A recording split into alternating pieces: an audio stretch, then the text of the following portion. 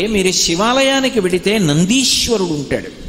నందీశ్వరుడు యొక్క శృంగములలోంచి శివదర్శనం చెయ్యాలి.